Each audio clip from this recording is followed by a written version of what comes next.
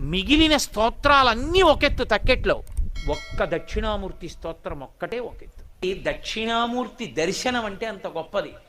ఆయన దర్శనం చేస్తే సరస్వతీ కటాక్షం దగ్గర నుంచి లేనిదన్నది ఉండదు. ఇక ఏదైనా ఇచ్చేస్తాడు ఆయన.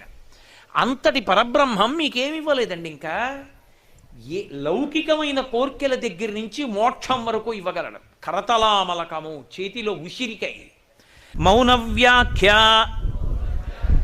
ప్రకటిత పరబ్రహ్మతత్వం యువానం వర్షిష్ఠాంతే వసదృషిగణైః ఆవృతం బ్రహ్మనిష్టైః ఆచార్యేంద్రం కరకలిత చిన్ముద్ర ఆనందరూపం స్వాత్మ